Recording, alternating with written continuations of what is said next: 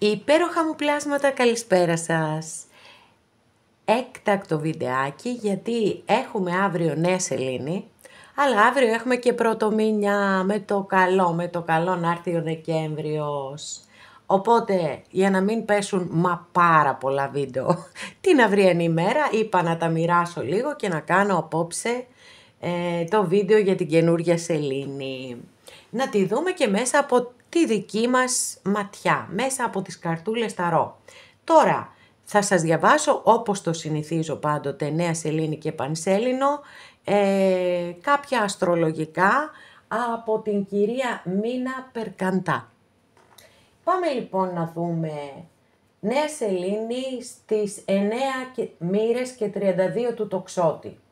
Ανάδρομος Ερμής από τις 25 Ενδεκάτου μέχρι τις 15 Δωδεκάτου στον τοξότη. Έχουμε μέλλον δηλαδή, καταλάβατε τώρα. Αντίθεση αντίθεση Δία Διδύμους με Ερμή τοξότη. Ταύ τετράγωνο με κρόνο Ιχθύ. Η κορύφωση συμβαίνει στις 25 Δωδεκάτου του 24, ανήμερα τα Χριστούγεννα, βρε παιδί μου. Νέα σελήνη λοιπόν αύριο. Μία κομβική, καρμική νέα σελήνη όσον αφορά ένα όραμα, έναν στόχο πολύ υψηλό. Μία νέα πρόθεση, ένας νέος φλογερός σπόρος που θα εξελιχθεί και θα κορυφωθεί στη φάση της πανσελήνου στις 15 του Δεκέμβρη, αλλά και 6 μήνες μετά. Wow! Μία νέα πρόθεση που προϋποθέτει μία δυνατή αναθεώρηση που θα οδηγήσει σε καρμική απελευθέρωση. Η μοίρα που γίνεται η νέα σελήνη μιλά για μια χρυσοκέφαλη θεά των ευκαιριών, κυβερνήτης της ο Δίας, Άγιος Βασίλης του Ζωδιακού, ο οποίος βρίσκεται απέναντι ανάδρομος στους διδύμους. Υπάρχει λοιπόν αισιοδοξία, χαρά, ενθουσιασμός, ανοιχτοί ορίζοντες, ένα ταξίδι ευθυγραμμισμένο με κάτι που δίνει νόημα στη ζωή σου, με την αλήθεια σου. Όμως υπάρχουν προϋποθέσεις και μια ιστορία που θα υποθεί μέσα στο Δεκέμβρη, μια ιστορία που χρειάζεται να την αφηγηθείς αλλιώς, μια ιστορία περιόριστων δυνατοτήτων, θαυμάτων που εμποδίζεται από παλιά συστήματα πεποιθήσεών μας, από λογικές μας παράλογες. Τα βήματα επιτυχίας, η ευελιξία σου, η ιερή διπλωματία σου και η δυνατότητα να προσαρμόζεσαι σε ανατροπές που προκύπτουν, ώστε να μην χάνεις την καλή σου πίστη. Η παράκαμψη της πνευματικής σου σοφίας, της φωνής καθοδήγησής σου, θα σου δυσκολέψει την πορεία. Άκουσε τη σοφή φωνή σου, τιμώντας τη διαίσθηση και την ησυχία του νου.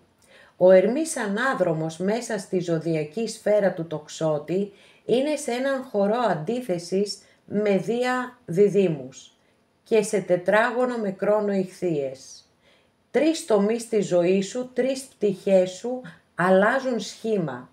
Ιδιαίτερα οι περιοχές στο χάρτη σου διδύμων τοξότη προετοιμάζουν και οφορούν έντονες αλλαγές που χρειάζονται χρόνο, ενδοσκόπηση, αναζήτηση νέας οπτικής.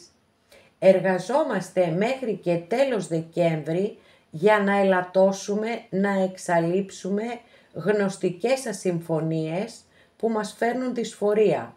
Προστίθεται νέα γνώση ή μετασχηματίζονται τα ήδη γνωστικά στοιχεία, προσαρμόζονται πεποιθήσεις που οδηγούν σε καινούριες συμπεριφορές. Επιλογές.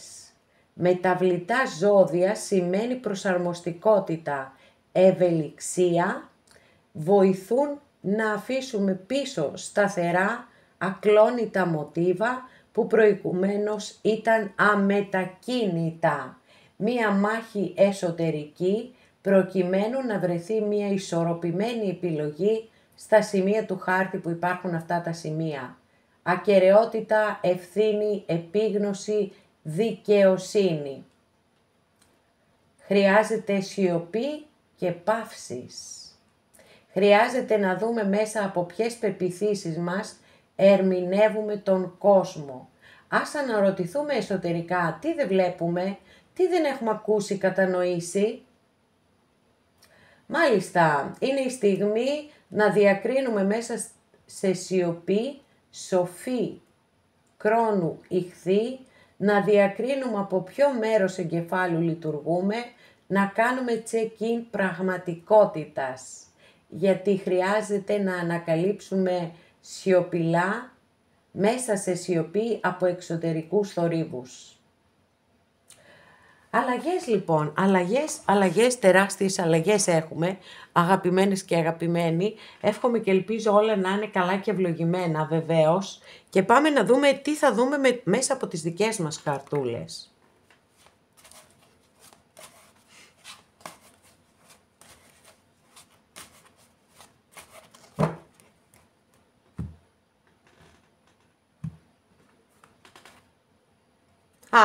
Αυτά είναι τα καταπληκτικά. Τέλειο. Μα τέλειο, δηλαδή δεν μπορούσαμε να ξεκινήσουμε με καλύτερη κάρτα δημιουργικότητας. Άσος μπαστούνι. Και επειδή είναι κάρτα βάσης, που σημαίνει ότι η πλειοψηφία πιθανότατα όσων είμαστε εδώ, σε αυτή την υπέροχη ενεργειακή μας παρέα, κάτι πολύ δημιουργικό θέλουμε να ξεκινήσουμε. Και η κάρτα μας υπόσχεται ότι μπορούμε. Έχουμε τις δυνατότητες, έχουμε τις ικανότητες και μπορούμε να δημιουργήσουμε ό,τι και αν είναι αυτό που έχουμε ονειρευτεί. Αρκεί να είναι συντονισμένο στις ενέργειες και τις ποιότητες της φωτιάς. Έτσι, πάθος, δημιουργικότητα, ενθουσιασμός, χαρά για τη ζωή, αγάπη για τη ζωή. Πάρα πολύ με ενθουσιασμένη με την πρώτη κάρτα. Λοιπόν, η δεύτερη κάρτα, και εντωμεταξύ αυτό το καταπληκτικό, είναι ότι υπάρχει συντονισμός και με αυτά που σας διάβασα, με τις ενέργειες τις αστρολογικές. Λοιπόν, εδώ είναι αυτή η προσοχή που είπαμε, που σας διάβασα μάλλον, αναφορικά με το ποιοι είμαστε, με το τι πιστεύουμε, με το πώς βλέπουμε τη ζωή, βλέπουμε την αλήθεια ή βλέπουμε μία αλήθεια παραποιημένη έτσι όπως εμείς επιθυμούμε. Για να μπορέσουμε να έρθουμε εδώ στην δημιουργικότητα, στην έκρηξη πραγματικά, έτσι, εδώ είναι μία σπίθα η οποία πυροδοτεί εκρήξεις θετικές. Όμως για να φτάσουμε εδώ θα πρέπει να έχουμε αντίληψη της πραγματικότητας. Ρεαλισμός λοιπόν. Δεν πετάω στα σύννεφα, οι στόχοι που βάζω είναι μεν υψηλοί, αλλά είναι και εφικτοί. Γιατί αν εγώ θέλω να γίνω αστροναύτης, δεν μπορώ να γίνω αστροναύτης. Αυτά. Λοιπόν, πάμε να δούμε παρακάτω. Σελήνη.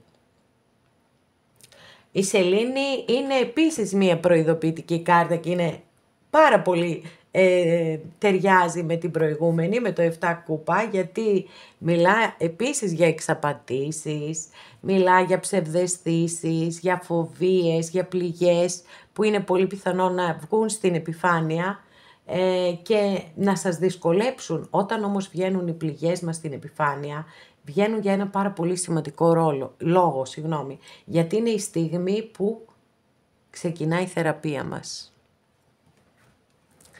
Για να δούμε, τι θα δούμε.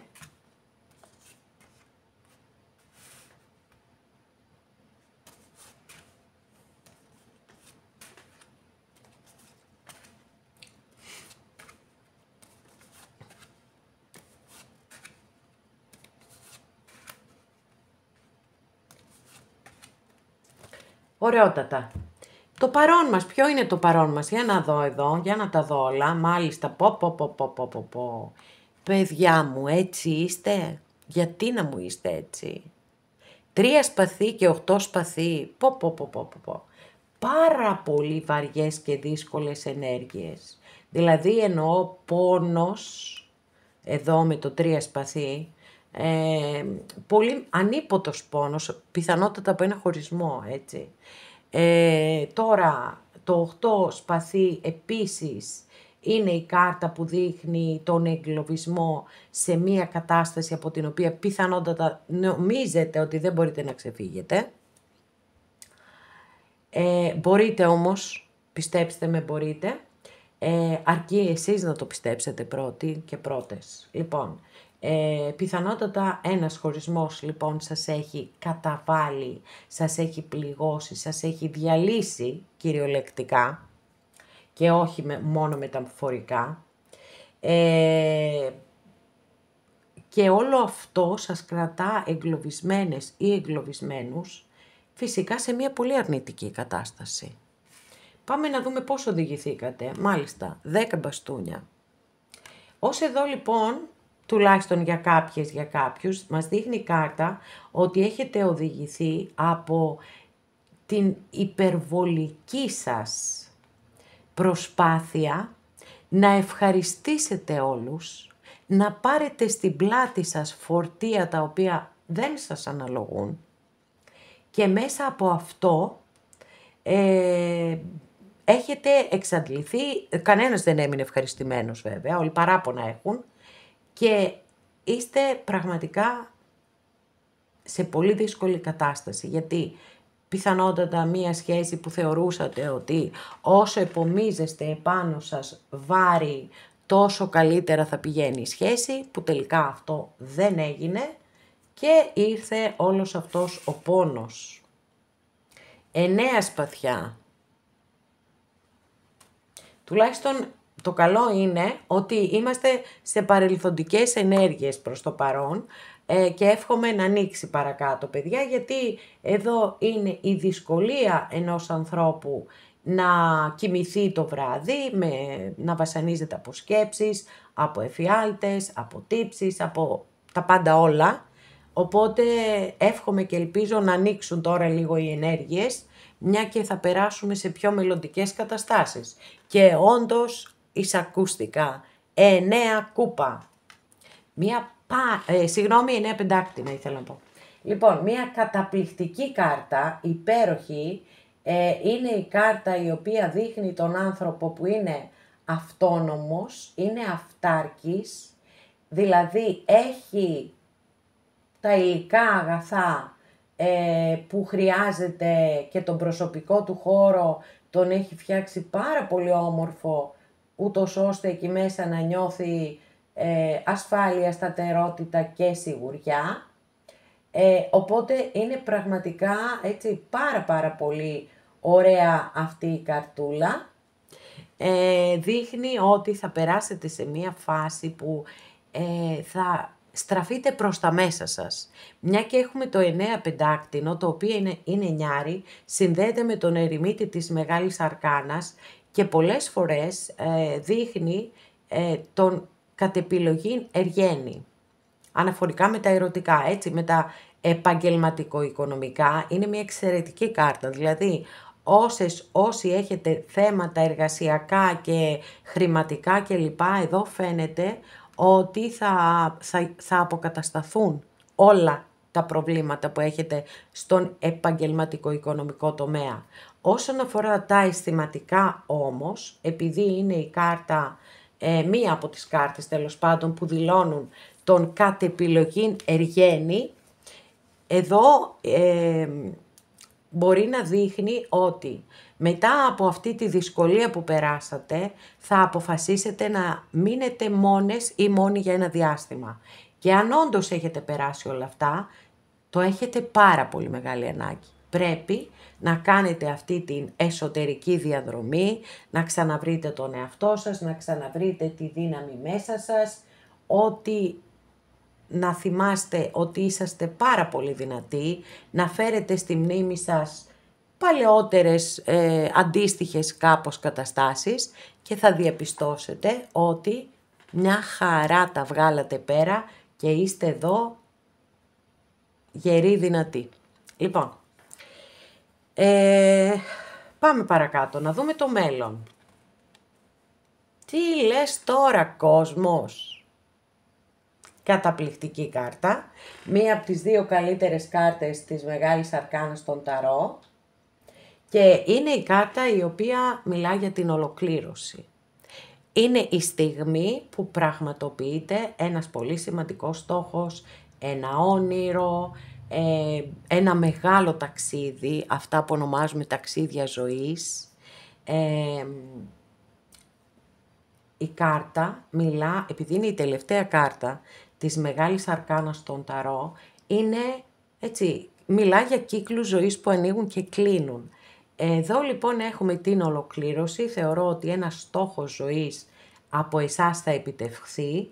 Να διευκρινίσω βέβαια ότι η κάρτα αναφέρεται στην επιτυχία όσων από εσάς εργάζονται πάρα πολύ σκληρά για να πετύχουν αυτό το στόχο.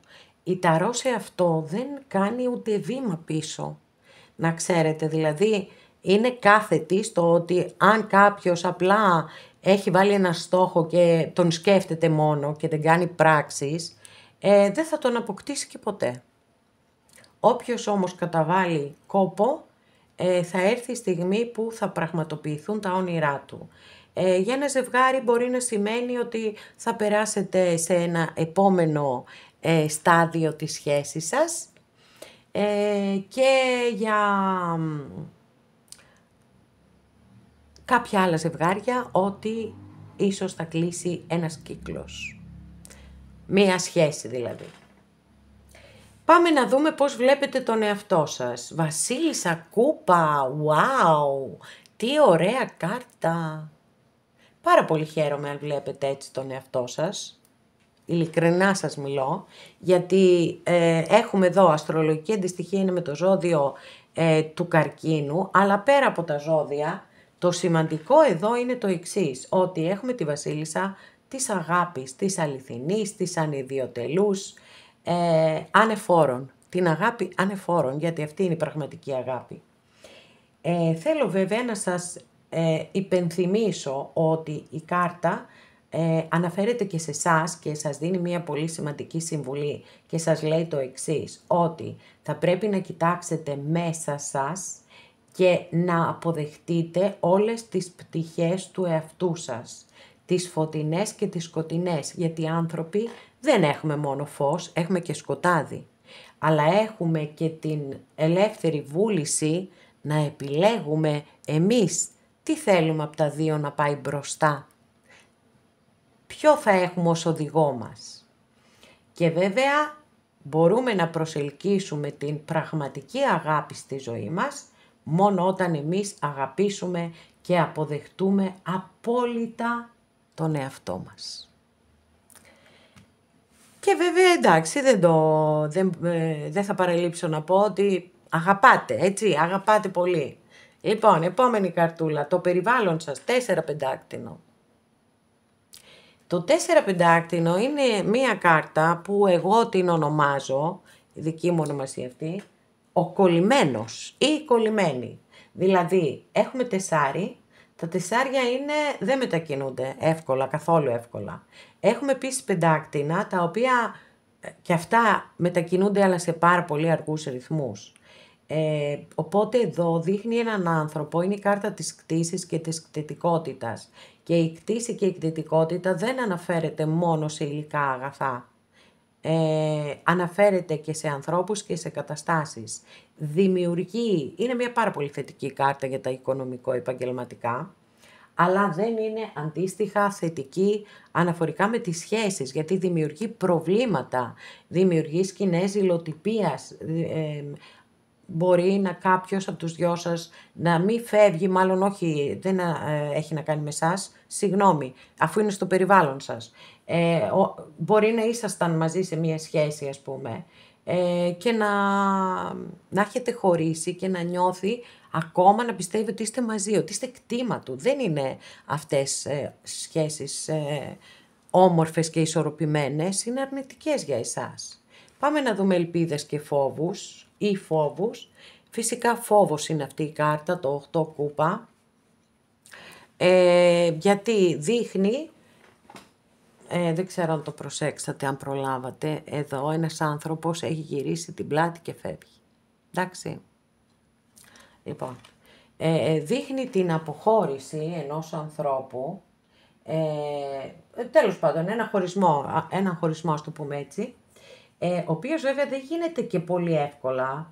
Δηλαδή αυτός ο άνθρωπος που φεύγει έχει πολύ έντονη εστίαση σε αυτό που αφήνει πίσω του, μπορεί να έχει τύψεις, μπορεί να έχει ενοχές, μπορεί να μην ήταν κάτι που τον ενοχλούσε ή την ενοχλούσε στη σχέση σας, αλλά υπήρχαν κάποια άλλα γεγονότα, προβλήματα, εμπόδια ανάμεσά σας και γι' αυτό έχει οδηγηθεί στη φυγή. Αυτό είναι ένας φόβος δικό σας, αλλά δεν πρέπει να είναι φόβος, γιατί όποιος, δηλαδή συμβαίνει παιδιά στη ζωή δυστυχώς ή ευτυχώς, δεν ξέρω, να συναντάμε κάποιους ανθρώπους, να ερωτευόμαστε, να τους αγαπάμε και να μην μπορούμε να είμαστε μαζί αντικειμενικά.